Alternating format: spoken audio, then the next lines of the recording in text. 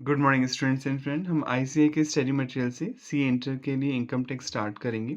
ये आपका 50 मार्क्स का पेपर है। इनकम टैक्स 100 मार्क्स का टैक्सेशन है टोटल, जिसमें 50 मार्क्स आपका जीएसटी है, 50 मार्क्स का आपका इनकम टैक्स है। तो हम अब पहले इनकम टैक्स यहाँ पर स्टार्ट करेंगे। आपका पहला चैप्टर है इनकम टैक्स का बेसिक कॉन्सेप्ट। ठीक है, अब पहले इसको समझने से पहले हम पहले पढ़ लेते हैं डिटेल में थोड़ा सा, ताकि आपको बाद में रीड करने से समझ में आ जाए। सबसे पहले वर्ड है टैक्स।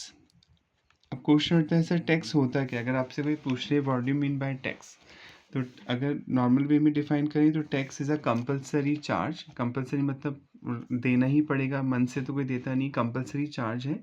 लेविड मतलब चार्ज बाय, लेविड मतलब होता है चार्ज करना। लेविड एक लेटिन वर्ड है, क्योंकि इंडिया में सारे वर्ड लेटिन लैंग्वेज से लिए गए हैं लॉ के। तो लेविड मतलब होता है चार्ज करना, या लेवी भी लिख सकते हैं आप।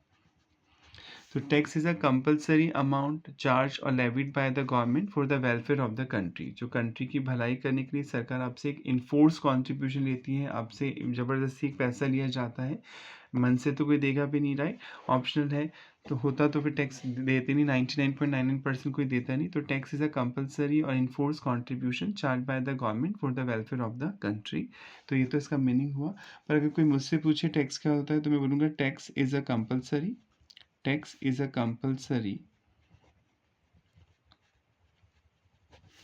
come moral duty का मतलब साथ साथ कंपलसरी तो है ही, क्योंकि गवर्नमेंट ने बोल रखा है, चॉइस नहीं है आपके पास, मैंडेटरी है, कंपलसरी देना होगा। मोरल ड्यूटी क्यों है? क्योंकि हर कोई आर्मी नेवी में नहीं जा सकता। भाई आर्मी नेवी में अगर आप हैं तो ऑब्वियसली आप डायरेक्ट सर्व कर रहे हैं अपनी कंट्री को, आपके पास बहुत चांसेस हैं और मिलेंगे, आपको मिलते रहते हैं, राइट। पर जो नेवी आर्मी में नहीं है, राइट, डिफेंस में नहीं है, तो उन लोगों के पास चांसेस कम है अपनी कंट्री को सर्व करने के लिए। तो आपकी एक तरह से मोरल रिस्पॉन्सिबिलिटी है कि आप कुछ पैसा दीजिए, ताकि सरकार आपके देश में बेसिक इंफ्रास्ट्रक्चर डेवलप कर सके, जैसे अनाथ आश्रम खोल सके, ओल्ड एज होम खोल सके, राइट, रोड्स बना सके, गवर्नमेंट स्कूल हॉस्पिटल बना सके। तो एक तरह से आपकी मोरल ड्यूटी भी बनती है कि आप जो कमा रहे हैं उसका कुछ पार्ट सरकार को दीजिए, ताकि सरकार वेलफेयर स्टेट्स का जो मोटिव होता है, वेलफेयर स्टेट मतलब हर स्टेट, मतलब जो हर गवर्नमेंट का मोटिव है वेलफेयर करना, तो वो उसको फुलफिल कर सके। तो टैक्स कंपलसरी ड्यूटी तो है ही, का मोरल ड्यूटी भी है, राइट। तो ये तो टैक्स का मीनिंग हो गया। अब टैक्स कितने तरीका होता है? टैक्स दो तरीके का हो सकता है। एक होता है डायरेक्ट टैक्स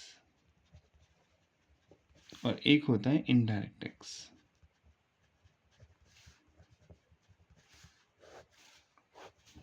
अब सर इसमें दोनों में क्या फ़र्क है?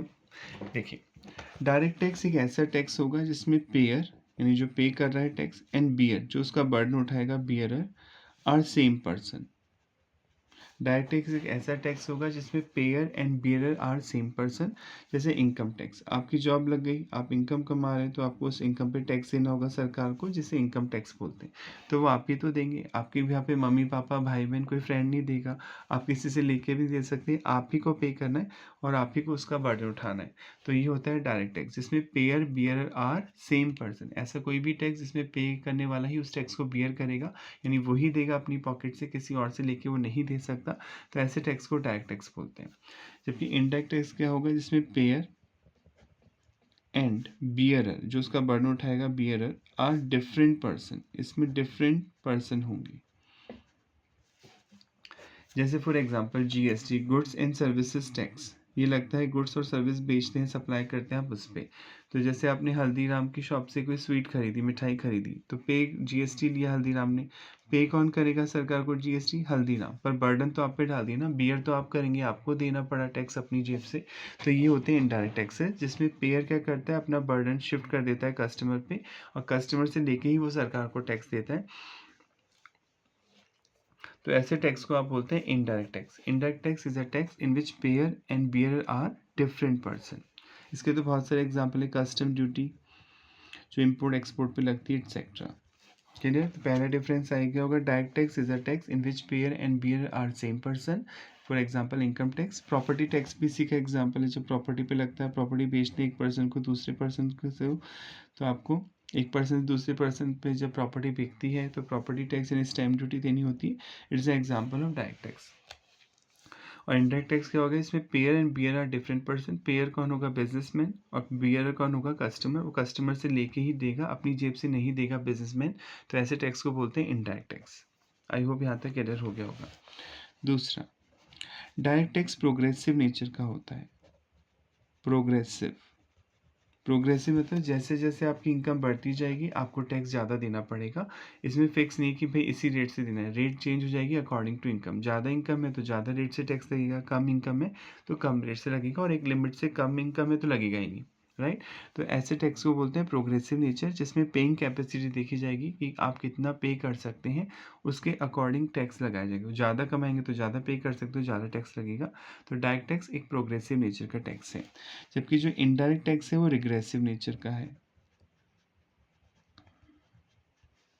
रिग्रेसिव नेचर मतलब पेइंग कैपेसिटी से मतलब नहीं है, चाहे गरीब आदमी कोई सामान खरीदे, चाहे अमीर आदमी कोई सामान खरीदे, या मिडिल क्लास खरीदे, तीनों को एक ही रेट से जीएसटी देना होता है। ऐसा थोड़ी कि जीएसटी की रेट बदल जाती है कि भाई आप अमीर हैं तो ज़्यादा रेट से लगेगा जीएसटी, गरीब है तो कम, राइट। जीएसटी की रेट चेंज नहीं होती। तो इसमें पेइंग कैपेसिटी नहीं देखी जाती है इनडायरेक्ट टैक्स में, सबको सेम रेट से टैक्स देना होता है। जबकि डायरेक्ट टैक्स में पेइंग कैपेसिटी रेलेवेंट होती है देखने के लिए किसको कितना टैक्स देना है। तो डायरेक्ट टैक्स प्रोग्रेसिव नेचर का है, इनडायरेक्ट टैक्स रिग्रेसिव नेचर का है। थर्ड, डायरेक्ट टैक्स इनकम पे लगेगा या प्रॉपर्टी पे लगेगा, जबकि इनडायरेक्ट टैक्स होगा ये गुड्स पे लगेगा और सर्विसेज पे लगेगा, या कंजम्पशन, आप कोई कंज्यूम करेंगे कोई चीज़, या कोई प्रिविलेज उठाएंगे, जैसे कोई मूवी देखने जा रहे हैं, पार्क में एंजॉयमेंट कर रहे हैं एक्सेट्रा, उस पर लगता है। तो ये फ़र्क आ गया होगा आपको समझ। डायरेक्ट टैक्स और इनडायरेक्ट टैक्स बहुत इजी है। Direct tax is a tax in which payer and bearer are same person. जो पे करेगा वही उसका बर्डन अपने आप उठाएगा, किसी और पे बर्डन आप शिफ्ट नहीं कर सकते टैक्स का। जबकि indirect tax is a tax in which payer and bearer are different person. Direct tax progressive nature का, यानी जैसे जैसे इनकम कमाते जाएंगे टैक्स बढ़ता जाएगा, पेइंग कैपेसिटी देखी जाएगी डायरेक्ट टैक्स में। जबकि इनडायरेक्ट टैक्स रिग्रेसिव नेचर का होगा, इसमें पेइंग कैपेसिटी नहीं देखी जाएगी, सबको इक्वल रेट से टैक्स देना होगा, चाहे अमीर हो चाहे गरीब।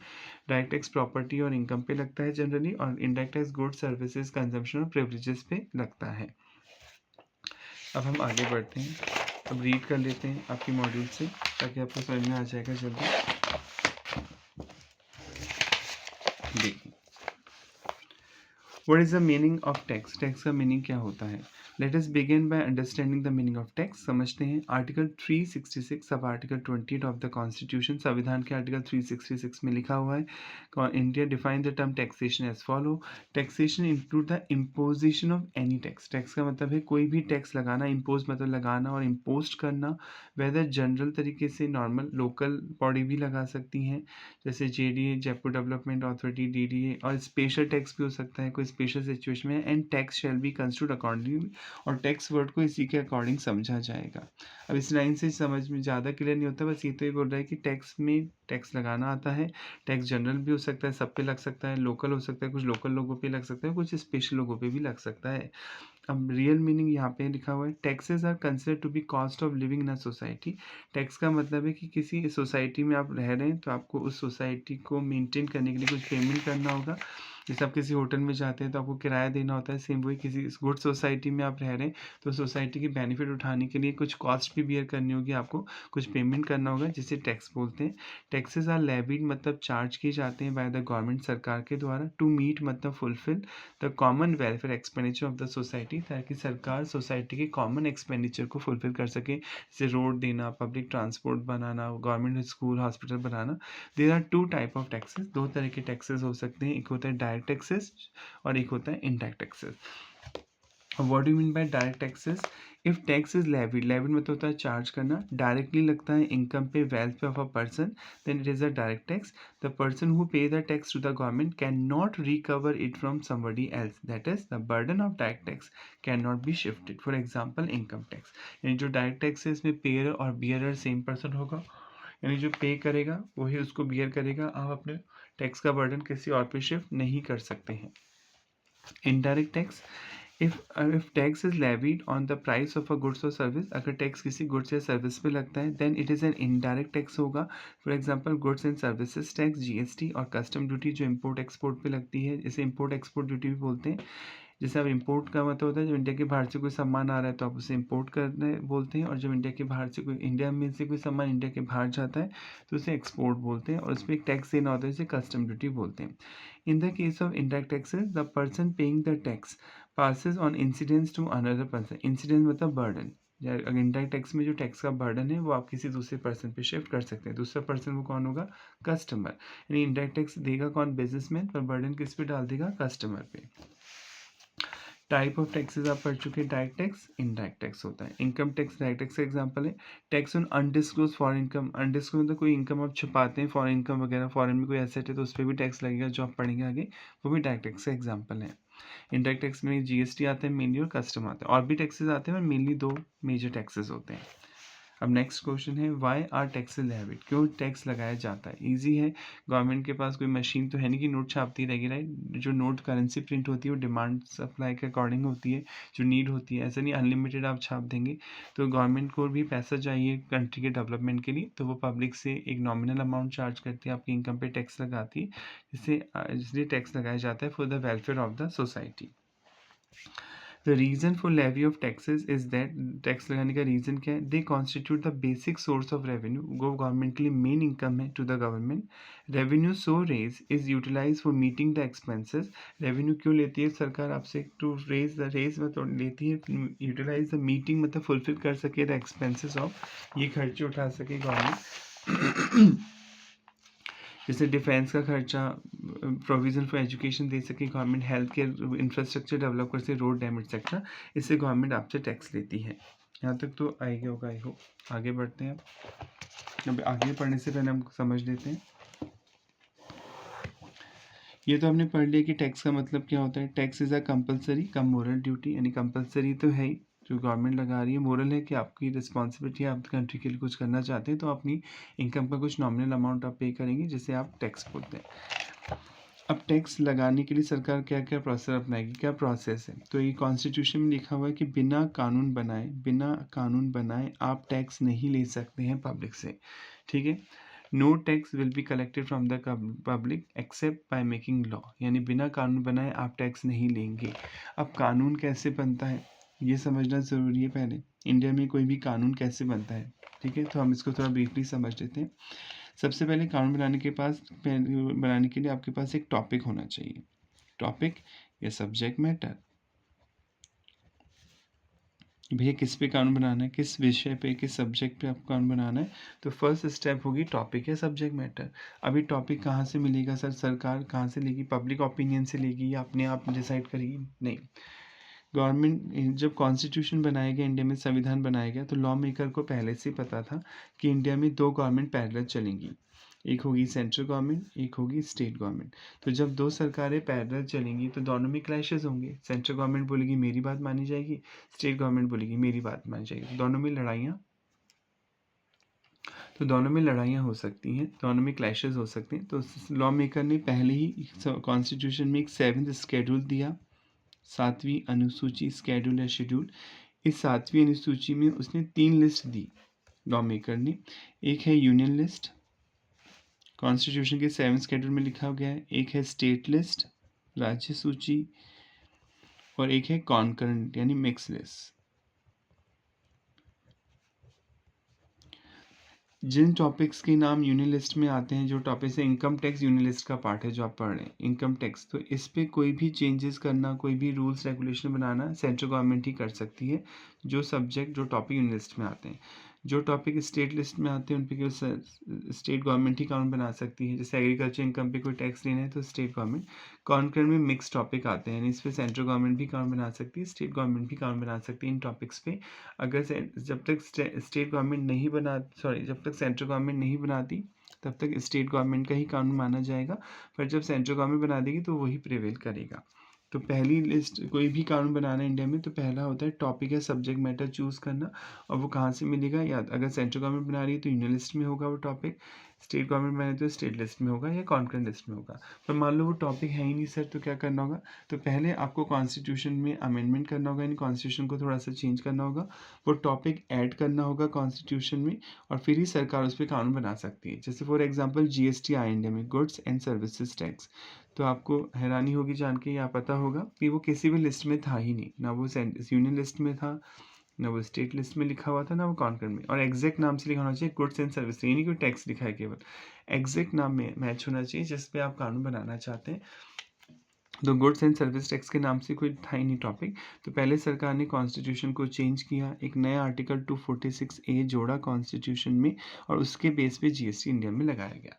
तो पहला तो क्लियर हो गया होगा कि कोई भी कानून बनाने के लिए पहली स्टेप है कोई टॉपिक या सब्जेक्ट मैटर जिस पे आप कानून बनाना चाहते हैं, वो टॉपिक कहाँ से आएगा, वो टॉपिक आएगा 7th schedule of the constitution. अगर वो टॉपिक नहीं है तो you have to amend constitution first, आपको चेंज करना ही पड़ेगा कॉन्स्टिट्यूशन, देन ऐड टॉपिक, फिर टॉपिक को ऐड करना होगा, उसके बाद ही सरकार कानून बना सकती है। क्लियर? अब दूसरी स्टेप क्या होगी? दूसरी स्टेप होगी टू फॉर्म कमेटी। गवर्नमेंट एक कमेटी बनाएगी, ग्रुप बनाएगी, जो इस सब्जेक्ट मैटर को जानने वाले लोग हैं, जिसमें ऑथर हो सकते हैं, टीचर्स हो सकते हैं, इंडस्ट्रियलिस्ट हो सकते हैं, कोई भी foreign author, foreign teacher, foreign industrialist हो सकते हैं, जो इस टॉपिक को जानते हैं। एक कमेटी बनाएगी, राइट, और इस कमेटी का एक हेड होगा, रिपोर्टिंग अथॉरिटी होगी जो गवर्नमेंट को रिपोर्ट करेगी। थर्ड, अब ये कमेटी क्या करेगी? ड्राफ्ट लेटर या बिल तैयार करेगी, ड्राफ्ट लेटर या बिल। इसमें पूरा प्रोसेस देखेगी कि कानून में क्या क्या होना चाहिए, कोई वायलेशन होगा तो कैसे होगा, कैसे इंप्लीमेंट किया जाएगा इंडिया में, एटसेट्रा एटसेट्रा। बेसिक सारी चीज़ें लिखी जाएंगी, कैसे वो लॉ फॉर्म होगा, उसमें क्या क्या होना चाहिए, ये सारी चीज़ें लिखेगी। तो इसे बोलते हैं ड्राफ्ट लेटर बिल। क्लियर? तो पहली स्टेप थी कि गवर्नमेंट टॉपिक सेलेक्ट करेगी। टॉपिक अगर सेंट्रल गवर्नमेंट बना रही है तो यूनियन लिस्ट में मिल जाएगा, स्टेट गवर्नमेंट बना रही है तो स्टेट लिस्ट में मिल जाएगा, और कॉन्करेंट में दोनों के लिए मिक्स पावर है। अगर वो टॉपिक नहीं है तो कॉन्स्टिट्यूशन में चेंज करके टॉपिक ऐड करिए, तभी कानून बनेगा। फिर उस टॉपिक को जानने वाले लोगों की गवर्नमेंट एक कमेटी बनाएगी, फिर वो कमेटी एक ड्राफ्ट लेटर और बिल तैयार करेगी। फोर्थ स्टेप क्या होगी सर? अब फोर्थ स्टेप होगी जो बिल आया है ये बोथ हाउसेज में पास होगा, पास इन बोथ हाउसेज। दोनों हाउसेज, बोथ हाउसेज समझते हैं, एक होता है राज्यसभा और एक है लोकसभा। इंग्लिश में राज्यसभा को बोलते हैं अपर हाउस, जहाँ स्टेट के नॉमिनी बैठते हैं। लोकसभा जहाँ प्राइम मिनिस्टर और एमपीज बैठते हैं वो लोकसभा, इसे बोलते हैं लोअर हाउस। तो इन बोथ हाउसेज में मेजोरिटी यानी 50% से ज़्यादा मेजोरिटी होनी चाहिए दोनों हाउसेज में, वो बिल पास हो जाएगा। अब वो बिल पास होने के बाद जाएगा प्रेसिडेंट के पास स्वीकृति के लिए। प्रेसिडेंट असेंट दे देंगे, असेंट मतलब स्वीकृति दे देंगे अपनी। प्रेसिडेंट अगर साइन कर देगा बिल पे तो बिल बिकम्स एक्ट, फिर वो उस दिन एक्ट बन जाएगा। तो ये सिंपल प्रोसेस है कोई भी कानून इंडिया में लाने के लिए। सबसे पहले एक टॉपिक चूज़ करेगी सरकार, डिपेंड करता है कौन सी सरकार कानून बना रही है। अगर सेंट्रल गवर्नमेंट बना रही है तो यूनियन लिस्ट में मिल जाएगा, स्टेट गवर्नमेंट बना रही है तो स्टेट लिस्ट में मिलेगा वो टॉपिक, और कॉन्कर में तो मिक्स टॉपिक है। अगर वो टॉपिक ही नहीं है तो you have to amend constitution first, आपको पहले कॉन्स्टिट्यूशन को चेंज करना होगा और वो टॉपिक ऐड करना होगा। फिर पहला हो गया टॉपिक सेलेक्ट करना। दूसरा होगा फिर वो कमेटी बनाएगी, जो उस टॉपिक को जानने वाले लोग हैं उनकी कमेटी फॉर्म करेगी सरकार। फिर वो कमेटी एक ड्राफ्ट लेटर बिल प्रिपेयर करेगी, वो बिल बोथ हाउसेज में पास होगा मेजोरिटी से, और फिर प्रेसिडेंट के पास भेजा जाएगा। प्रेसिडेंट जब साइन कर देंगे तो वो बिल का एक्ट बन जाएगा। अब क्वेश्चन उठता है प्रेसिडेंट बिल को वापस कर सकते हैं? बिल्कुल। बिल भी दो तरीके के हो सकते हैं, कोई कानून लाने के लिए दो तरीके के बिल होते हैं। एक होते हैं मॉनेटरी बिल, जिसमें पैसे की बात की जाती है, एक होते हैं नॉन मॉनेटरी बिल। जैसे बजट आता है हर साल, बजट में पैसे की बात होती है कि इंडिया में ये खर्चा होगा, कमिंग ईयर में ये इनकम होगी, तो मॉनेटरी बिल है। मॉनेटरी बिल पे राष्ट्रपति साइन करेगा, वो वापस नहीं भेजा जा सकता है। पर नॉन मॉनेटरी बिल जो होते हैं तो वो एक बार राष्ट्रपति वापस भेज सकता है कमेटी के पास। कमेटी फिर राष्ट्रपति के अकॉर्डिंग उन चीज़ों में चेंज करेगी, क्योंकि राष्ट्रपति को लग सकता है कि कहीं कि ये जो बिल आने वाला है ये पब्लिक की भलाई के लिए नहीं है, इसमें चेंजेस होने चाहिए, तो वो चेंजेस करवा सकता है। एक बार मॉनिटर बिल को लौटा सकता है राष्ट्रपति, और फिर उसके अकॉर्डिंग चेंज करने के बाद फिर वापस से जो चेंज करेगी कमेटी, फिर वापस से बिल में इनकॉर्पोरेट करेगी, फिर वापस से बिल बोथ हाउस में पास होगा, क्योंकि राष्ट्रपति ने कुछ चेंजेस करवाए तो वापस से मेजोरिटी से पास करेगा बिल। ये नहीं कि पहले पास हो गया था तो अब अज्यूम कर लिया जाएगा पास हो गया, नहीं। राष्ट्रपति को कोई भी चेंजेस करवाता है तो वो वापस से बोथ हाउस में पास होगा और फिर प्रेसिडेंट के पास भेजा जाएगा। प्रेसिडेंट जब साइन कर देगा तो बिल एक्ट में कन्वर्ट हो जाएगा। क्लियर? यहाँ पे कोई डाउट है तो आप पूछ सकते हैं। अब आगे पढ़ लेते हैं इसको, जो हमने पढ़ा उसको समझ लेते हैं। पावर टू लेवी टैक्सेस कि इंडिया में कौन देता है लेवी, मतलब चार्ज करने की पावर, टैक्स लगाने की। तो कॉन्स्टिट्यूशन सुप्रीम लॉ है, कॉन्स्टिट्यूशन के अगेंस्ट में कोई भी कानून नहीं बना सकते आप। तो कॉन्स्टिट्यूशन के आर्टिकल 265 में लिखा हुआ है, लेज डाउन, ये कहता है साफ साफ that no tax shall be levied और कलेक्टेड, कोई भी टैक्स चार्ज और कलेक्ट नहीं किया जाएगा एक्सेप्ट ऑथोरिटी ऑफ लॉ, बिना कानून बनाए। यानी लाइन ये बोल रही है कि बिना कानून बनाए आप कोई भी टैक्स नहीं ले सकते हैं पब्लिक से। Accordingly for levy of any tax, कोई भी टैक्स लगाने के लिए a law need to be frame by the government को कानून बनाना पड़ेगा। Constitution of India gives the power to levy and collect taxes, जो भारत का संविधान है वो पावर देता है कि आप टैक्स लगा सकते हैं, कलेक्ट कर सकते हैं, वेदर डायरेक्ट टैक्स भी हो सकता है, इनडायरेक्ट भी हो सकता है, टू द सेंट्रल गवर्नमेंट भी लगा सकती है, स्टेट गवर्नमेंट भी लगा सकती है। The parliament and state legislature, जो संसद है और जो स्टेट लेजिस्लेचर मतलब जो राज्य की विधानसभा है, आर एम्पावर मतलब राइट देना, अधिकार देना किसी को, इन्हें अधिकार दिया गया है टू मेक लॉ, कि ये कानून बना सकते हैं ऑन द मैटर्स, उन टॉपिक्स पे इन्यूमरेटेड जो कि बताए गए हैं in the 7th schedule by virtue of article 246 में लिखा गया है। बाय वर्च्यू मतलब इस वजह से आर्टिकल 246 में ये दिए गए हैं topic of the constitution of India. 7th schedule to article 246, जो 7th शेड्यूल है, जो सूची है गवर्नमेंट की कॉन्स्टिट्यूशन की 7वीं, उसमें लिखा गया है कंटेन मतलब इंक्लूड्स हैं 3 लिस्ट दे रखी हैं विच इन्यूमरेट, जो कि बताती हैं the matter under which the parliament and state legislature have the authority to make law for the purpose of levy of taxes, कि कौन से टॉपिक पे पार्लियामेंट संसद कानून बनाएगी सेंट्रल गवर्नमेंट, और कौन से टॉपिक पे राज्य विधानसभा स्टेट लेजिस्लेचर कानून बनाएगी। The following are the list, ये लिस्ट आपको दे रखी है। यूनियन लिस्ट, यूनियन लिस्ट में जो टॉपिक हैं पढ़ चुके हैं आप, भी पढ़ाया था, उसमें केवल सेंट्रल गवर्नमेंट ही कानून बना सकती है। Parliament has the exclusive power to make law on the matter content in the union list, यानी जो यूनियन लिस्ट में जो टॉपिक्स दे रखे हैं, बहुत बड़ी लिस्ट है, याद नहीं रखनी होती, बस कॉन्सेप्ट क्लियर होनी चाहिए कि यूनियन लिस्ट में जो टॉपिक है उन पर केवल केंद्र सरकार ही कानून बना सकती है। State list, the legislature of any state, किसी भी राज्य की विधानसभा हैज़ द एक्सक्लूसिव पावर, उसके पास ही पावर है टू मेक लॉज, कि वो कोई कानून बना सकती है ऑन द मैटर, उन टॉपिक्स में, मैटर्स पे कंटेन जो कि इंक्लूडेड है इन द स्टेट लिस्ट में। Concurrent list, both parliament state legislature, यानी संसद को भी पावर है, राज्य को भी पावर है, have the power to make laws on the matters, उन काम पर कंटेन जो कि बताए गए इन द कॉन्करेंट लिस्ट में। और इनकम टैक्स का टॉपिक इसमें आता है यूनियन लिस्ट में। Income tax is the most significant direct tax है। एंट्री 82, इसमें एंट्री है, जैसे अपन 1 2 3 4 पॉइंट्स बोलते हैं, इन लिस्ट में एंट्री होते हैं, एंट्री 1, एंट्री 2, एंट्री 3। तो जो एंट्री नंबर 82 है यूनियन लिस्ट की, उसमें लिखा गया income tax. List 1 of the 7th schedule of the to the article 246 of the constitution of India has given the power, ये पावर देता है सरकार को, entry number 82, to the parliament, यानी केंद्र सरकार को, to make law on taxes, कि वो कोई भी टैक्स लगा सकता है ऑन इनकम पे अदर देन एग्रीकल्चर इनकम।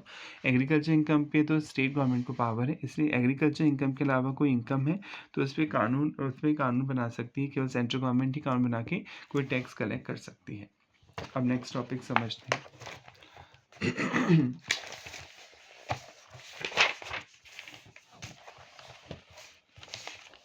अब आपने ये तो पढ़ लिया कि बिना कानून बनाए कोई भी टैक्स नहीं लगा सकती इंडिया में गवर्नमेंट। तो इनकम टैक्स एक्ट बना था 1960, इनकम टैक्स एक्ट बना, इनकम टैक्स एक्ट है इंडिया का 1961। तो ये कानून बनाया गया इनकम टैक्स लगाने के लिए इंडिया में, राइट। तो अगर आपको इनकम टैक्स को समझना है तो फिर आपको इनकम टैक्स एक्ट तो आना ही चाहिए, तभी तो आप इनकम टैक्स समझ पाएंगे, इनकम टैक्स किस पे लगता है, क्या होती है इनकम, रेट्स क्या है, एटसेट्रा एटसेट्रा। तो इनकम टैक्स एक्ट को पढ़ना पड़ेगा आपको, राइट। तो पहले हम एक समझ लेते हैं एक्ट बनना कैसे बनता है, आप पढ़ चुके हैं। एक्ट किस में बटा होता है, चैप्टर्स में। जैसे आपकी बुक्स में चैप्टर होते हैं, एक्ट में भी चैप्टर होते हैं, 1 2 3 4 लाइक दैट। तो एक्ट इनका जो एक्ट है वो चैप्टर्स में बटा होता है। चैप्टर्स में जो चीज़ लिखी होती है, उस जो चैप्टर्स बटे होते हैं वो सेक्शन में बटे होते हैं। जैसे आपकी बुक्स में चैप्टर होते थे तो क्या होती थी, हेडिंग्स होती थी, ये हेडिंग में ही लिखा है, ये हेडिंग में। तो चैप्टर सेक्शन में बटे होते हैं। सेक्शन में जो चीज़ लिखी होती है उसे क्या बोलते हैं, प्रोविज़न, कि भैया इस सेक्शन में ये प्रोविज़न दे रखा है। तो ये थोड़े टेक्निकल वर्ड हैं जो धीरे धीरे आपको आनी चाहिए, क्योंकि आप लॉ पढ़ रहे हैं। कोई भी कानून अगर बनता है इंडिया में, कोई भी कानून, चाहे वो कंपनी लॉ हो, चाहे कोई भी कानून हो, तो वो एक्ट बटा होगा चैप्टर्स में। चैप्टर होते हैं 1 2 3 4, चैप्टर बटे होते हैं सेक्शन में, कि इससे लेके ये सेक्शन चैप्टर में आएंगे। और सेक्शन में जो चीज़ लिखी होती है उसे क्या बोलते हैं, प्रोविज़न आप बोलते हैं। तो अगर आपको इनकम टैक्स को समझना है तो आपको एक तो इनकम टैक्स एक्ट आना चाहिए। फिर हर साल एक बजट आता है, बजट आप समझते हैं, जिसे बोलते हैं फाइनेंस बिल। इंडिया का एक बजट आता है जिसे फाइनेंस बिल बोलते हैं। फिर जब प्रेसिडेंट उस पर साइन कर देता है तो फाइनेंस एक्ट हो जाता है। जब प्रेसिडेंट उस पर साइन कर देते हैं तो वो फाइनेंस एक्ट हो जाता है। तो आपको ये फाइनेंस एक्ट भी पढ़ना होगा, पर समझ में आना चाहिए कि क्या रेट हो गई, क्या कौन सी इनकम कब माफ़ हुई, ये सब लिखा होता है बजट में। तो हमें फाइनेंस एक्ट को भी समझना होता है, इनकम टैक्स भी पढ़ना होता है, फाइनेंस एक्ट के प्रोविज़न भी पढ़ने होते हैं। फिर इनकम टैक्स के रूल्स भी होते हैं, वो पढ़ने होते हैं। इनकम टैक्स रूल्स, कई चीज़ें एक्ट में नहीं लिखी जाती हैं, उनको एक्ट में बेसिक बेसिक चीज़ें होती हैं और उस एक्ट को अप्लाई करने के लिए अलग से रूल्स बनाए जाते हैं। जो प्रोविज़न होते हैं एक्ट में, तो प्रोविज़न होते हैं, सेक्शन में जो लिखा होता है प्रोविज़न बोलते हैं। प्रोविज़न को अप्लाई करने के लिए क्या बनते हैं, रूल्स बनते हैं। अब कईयों के माइंड में क्वेश्चन आता है, कई बच्चे क्वेश्चन पूछते हैं कि सर रूल्स अलग से क्यों बनाए जाते हैं। जैसे इनकम टैक्स एक्ट बना 1961 में, पर इनकम टैक्स के रूल बने 1962 में। तो सर जब पढ़ाने तो दोनों ही है ना, प्रोविज़न भी पढ़ने हैं और रूल्स भी पढ़ने हैं, तो इन्हें एक्ट में ही लिख दो, नहीं, समझ नहीं। गवर्नमेंट थोड़ी सी चालाक होती है, सरकारें चालाक होती है, उन्हें पता है कि हमने हर चीज़ अगर एक्ट में लिख दी और कल को कुछ एक्ट में चेंजेस करना है तो लेंथी प्रोसेस हो जाएगा। अगर आप कानून बना चुके हैं, उसमें कुछ बदलाव करना है, कुछ चेंज करना है, तो लेंथी प्रोसेस है। आप ऐसे नहीं कि हाँ मोदी जी ने बोला कि ये बदल जाएगा तो बदल जाएगा, ऐसा नहीं होगा। जब भी कोई कानून में चेंजेस करना है तो फिर आपको वो चेंज को पास कराना होता है बोथ हाउस में। आपको बोथ हाउस में जाना होगा, राज्यसभा लोकसभा में पास करवाना होगा उस अमेंडमेंट को, जो चेंजेस आपने किया, तभी वो अमेंडमेंट अप्लाई होगा। तो ये लेंथी प्रोसेस हो गया। हो सकता है राज्य नहीं माने, राज्यसभा में मना कर दिया जाए, मेजोरिटी नहीं आए, 50% स्टेट नहीं माने कि नहीं हम तो नहीं चेंज करने देंगे। तो इससे गवर्नमेंट क्या करती है, सारी चीज़ें एक्ट में नहीं लिखती हैं, वो रूल्स बनाती है, रूल्स में लिखती है इम्प्लीमेंट कि भाई ये पेनल्टी होगी, ये प्रोसिक्यूशन होगा, ऐसे सज़ा दी जाएगी। बेसिक बेसिक चीज़ें एक्ट में होती हैं, उनको इम्प्लीमेंटेशन कैसे किया जाएगा वो सारी चीज़ें रूल्स में होती हैं। और रूल्स बदलने के लिए किसी मेजॉरिटी की ज़रूरत नहीं है, जो सरकार सत्ता में वो कभी भी रूल्स बदल सकती है, उसके लिए लेंथी प्रोसेस फॉलो करने की ज़रूरत नहीं है। समझ में आ गया। रूल्स क्यों बनाए जाते हैं, रूल्स बनाने के पीछे मेन मोटिव यही कि रूल्स कभी भी चेंज किए जा सकते हैं as per the need of the society और द कंट्री। इनके लिए कोई लेंथी प्रोसेस, इनको चेंज करने के लिए कोई लेंथी परमिशन की ज़रूरत नहीं है। जो गवर्नमेंट सत्ता में है प्रेजेंट में, वो इन्हें बदल सकती है। पर अगर एक्ट में आपको बदलाव करना है तो फिर आपको लेंथी प्रोसेस ही फॉलो करना होगा। पहले आपको राज्यसभा लोकसभा में जाना होगा, बिल को मतलब अमेंडमेंट जो भी आप चेंज करना चाहते हैं उसमें मेजोरिटी लानी होगी, 50% वोटिंग होनी चाहिए, तभी वो चेंजेस हो सकता है उस कानून में। इसलिए रूल्स अलग से बनाए जाते हैं। तो इसलिए हमें रूल्स भी पढ़ने होंगे। 1962 इम्प्लीमेंटेशन पार्ट रूल्स में होता है, राइट। फिर टाइम टू टाइम जो इनकम टैक्स डिपार्टमेंट है वो सर्कुलर और नोटिफिकेशन भी निकालता रहता है। Circular versus notification. अब सर इनमें क्या फ़र्क है।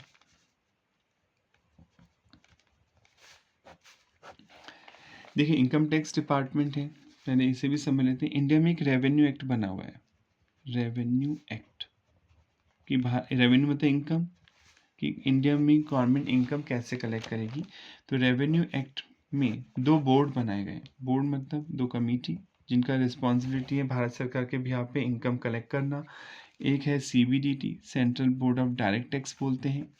एक है CBIC, central board of indirect taxes and custom. जैसे CBSE बोर्ड होता है आपका, स्टेट बोर्ड होता है, ऐसे बोर्ड मतलब कमेटी है। रेवेन्यू मतलब इनकम, जो भारत सरकार ने इनकम को कलेक्ट करने के लिए दो बोर्ड बनाए इंडिया में। एक है CBDT, central board of direct taxes, जो डायरेक्ट टैक्स कलेक्ट करेगा। CBIC, central board of indirect taxes and custom, जो इनडायरेक्ट टैक्स और कस्टम ड्यूटी कलेक्ट करेगा। तो इनकम टैक्स CBDT का पार्ट है, डायरेक्ट टैक्स है इनकम टैक्स, राइट। तो इनकम टैक्स CBDT कलेक्ट करती है, एडमिनिस्ट्रेटिव अथॉरिटी नज़र रखती है कोई चोरी ना कर पाए, इसकी पूरी रिस्पॉन्सिबिलिटी है कि इनकम टैक्स ढंग से इंडिया में कलेक्ट हो रहा है, नहीं हो रहा है, एक्सेट्रा। और जो GST है और कस्टम ड्यूटी है, इनडायरेक्ट टैक्सेस है, वो CBIC का मैटर है, central board of indirect taxes and custom. तो जो इनकम टैक्स है वो CBDT डिपार्टमेंट द्वारा कलेक्ट होता है। तो CBDT के डिपार्टमेंट जो इनकम टैक्स है वो CBDT का ही पार्ट है, ठीक है।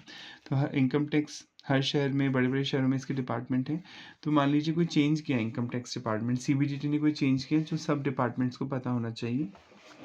कोई इंटरनल चेंज हुआ जो डिपार्टमेंट टू डिपार्टमेंट पता होना चाहिए, तो वो सर्कुलर इशू करेगा। डिपार्टमेंटल कोई चेंज हुआ है जो CBDT चाहता है कि पूरे इंडिया में जितने भी इनकम टैक्स के डिपार्टमेंट हैं उन्हें पता होना चाहिए, तो वो चेंजेस बताएगा डिपार्टमेंटल कि भाई अब ये हो गया है, ऐसे होगा भी प्रोसेस, पहले ऐसे होता था, चेंजेस हुए, तो इन्हें बोलेंगे सर्कुलर। क्लियर। जो डिपार्टमेंटल चेंजेस हैं।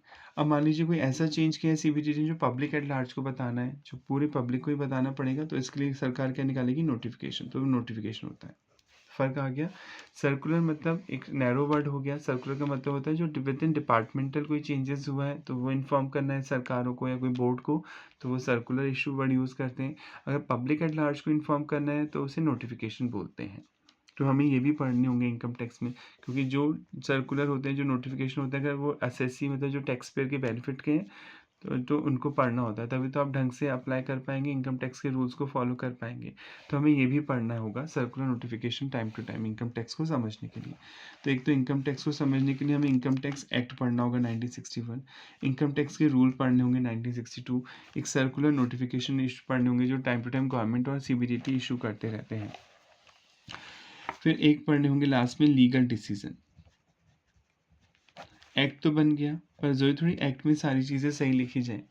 पब्लिक को अगर लगता है कि भैया इस एक्ट में कोई कमी है, हमारे साथ ज़बरदस्ती हो रही है, गलत हो रहा है, तो ये जो इंडिया है वो डेमोक्रेटिक कंट्री है, राइट, प्रजातंत्र है, यहाँ पे लोगों का ही राज है, एक तरह से लोग ही अपने यहाँ पे नॉमिनी अपॉइंट करते हैं और वो सरकार चलाते हैं।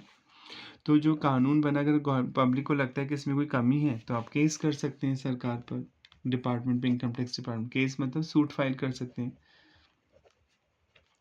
तो अब सूट फाइल करेंगे तो आपको अदालत में जाना पड़ेगा, एडवोकेट अपॉइंट करके करना पड़ेगा, और फिर वो आपका केस लड़ेगा सरकार के खिलाफ या बोर्ड के खिलाफ। फिर जज जो है, जो कोर्ट है, वो डिसीजन देगा। तो कोर्ट अगर डिसीजन देता है कि भाई हाँ ये एक्ट में गलत चीज़ लिखी गई है, इसे चेंज करिए सरकार को, तो ऑब्वियसली वही मानना पड़ेगा। कोई भी एक्ट सरकार कोर्ट से ऊपर थोड़ी है, राइट। कोर्ट की बात तो माननी पड़ेगी एक्ट, क्योंकि आपने एक्ट बनाया, अगर एक्ट में कोई कमी है और कोर्ट ने ऑर्डर दिया कि भैया इस एक्ट को चेंज करो, इसमें कमी है, पब्लिक इससे सेटिस्फाई नहीं है, तो वो मानना ही पड़ेगा सरकार को, उस एक्ट को बदलना पड़ेगा। जैसे राम मंदिर बना तो सुप्रीम कोर्ट के डिसीजन आने के बाद ही तो बना, ये थोड़ी सरकार ने अपने मन से बना लिया। तो सरकार कोर्ट के ऑर्डर को मानना ही पड़ेगा। हाँ, आप अपील में जा सकते हैं, अगर आपको लग रहा है कि कोर्ट ने गलत ऑर्डर दिया है तो आप अपील कर सकते हैं। जैसे सबसे पहले आप कौन से कोर्ट में जाएंगे, लोअर कोर्ट, जिसे आप डिस्ट्रिक्ट कोर्ट भी बोलते हैं। ऐसा थोड़ी आप सुप्रीम कोर्ट चल जाएंगे, ये भी समझ लें। सबसे पहले आप लोअर कोर्ट में अपनी अपील अर्जी देंगे, अपील फाइल करेंगे कि मेरे साथ ये इनजस्टिस हुआ है। लोअर कोर्ट में अगर आप हार गए, अपील में जाना चाहते हैं, तो फिर हाई कोर्ट जाएंगे आप। हाई कोर्ट में हार गए तो सुप्रीम कोर्ट जाएंगे, और सुप्रीम कोर्ट में हार गए तो आप घर बैठ जाएंगे, फिर आप नहीं जा सकते हैं कहीं पे भी। तो ये प्रोसेस होता है, आप सीधे सुप्रीम कोर्ट नहीं जा सकते। सुप्रीम कोर्ट को कई लोग अपेक्स कोर्ट भी बोलते हैं, सर्वोच्च, अपेक्स मतलब सर्वोच्च कोर्ट देश का। तो सबसे पहले लोअर कोर्ट में जाएंगे, डिस्ट्रिक्ट कोर्ट जो आपके पास में है, तो फिर उसके बाद हाई कोर्ट में अपील करेंगे, हाई कोर्ट के बाद आप जाएंगे सुप्रीम कोर्ट या अपेक्स कोर्ट में, और अपेक्स कोर्ट के बाद कहीं नहीं जा सकते। अब क्वेश्चन उठता है कि हम सीधे भी जा सकते हैं सुप्रीम कोर्ट। यस, एक केस में आप सीधे भी जा सकते हैं, अगर आपकी फंडामेंटल राइट का वायलेशन हो रहा है। फंडामेंटल राइट तो समझते ही, जो कॉन्स्टिट्यूशन ने आपको दिए, बोलने का अधिकार, कहीं भी रहने का अधिकार, फ्रीली आने जाने का अधिकार। तो अगर आपके फंडामेंटल राइट का वायलेशन है तो आप सीधे सुप्रीम कोर्ट में भी अर्जी लगा सकते हैं। पर अगर इसके अलावा कोई और चीज़ है तो पहले आपको लोअर कोर्ट में जाना होगा, उसके बाद ही आप हाई कोर्ट, उसके बाद सुप्रीम कोर्ट जा सकते हैं। अब ये हायरार्की आपको फॉलो करनी होगी। क्लियर हो गया? कोई डाउट है तो पूछ लें। तो यानी अगर आपको इनकम, तो हमें फिर लीगल डिसीजन भी पढ़ने पड़ेंगे कोर्ट के, क्योंकि कई बार कोर्ट ऐसे डिसीजन देता है जो इनकम टैक्स में चेंजेस कर देते हैं, तो लीगल डिसीजन भी पढ़ने होते हैं आपको। तो अगर ये 5 चीज़ें आपको समझ में आएंगी तभी इनकम टैक्स ढंग से समझ में आएगा। तो इनकम टैक्स के कंपोनेंट हो गए, अगर आपको इनकम टैक्स समझना है तो एक तो इनकम टैक्स एक्ट समझना होगा 1961, फिर इनकम टैक्स के रूल्स समझने होंगे 1962, जो फाइनेंस बिल आता है, फाइनेंस एक्ट आता है, जो बजट आता है हर साल, वो भी आपको समझ में आना चाहिए। सर्कुलर नोटिफिकेशन जो टाइम टू टाइम इशू होते हैं, ये भी समझ में आने चाहिए। और जो कोर्ट के डिसीजन है ये भी पढ़ने होंगे, जो इंपॉर्टेंट होते हैं, सारे तो नहीं पढ़ने होते, जो इंपॉर्टेंट होते हैं, जिससे कोई चेंजेस होते हैं इंपॉर्टेंट, वो आपको समझ में आने चाहिए। अब हम पढ़ लेते हैं। Overview of income tax law India. India में इनकम टैक्स का ओवरव्यू आप कैसे पढ़ा जाएगा। In this material we would be introducing the student to the income tax law in India. हम जीएसटी जो आईसीए का स्टडी मटेरियल है, इसमें आपको इनकम टैक्स पढ़ाया जाएगा। The income tax law in India consist of the following component. ये component होते हैं इनकम टैक्स के इंडिया में। इनकम टैक्स एक्ट पढ़ना होगा एक तो आपको, ठीक है, एक तो इनकम टैक्स एक्ट हो गया फर्स्ट।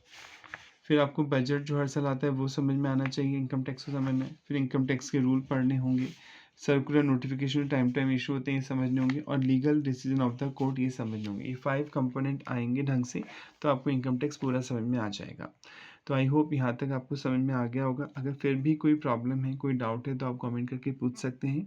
रेगुलर होंगी ये क्लासेस। आप रेफरेंस बुक कोई सी भी ले सकते हैं मार्केट से पर पहली प्रेफरेंस आप इनकम टैक्स का जो मॉड्यूल है ICAI का स्टडी मटेरियल है इसे ही देंगे, क्योंकि पेपर इसी पे बेस्ड होगा। आप रेफरेंस बुक कोई भी ले सकते हैं प्रैक्टिस पर्पज़ के लिए। तो नेक्स्ट वीडियो में मिलते हैं। Thank you so much.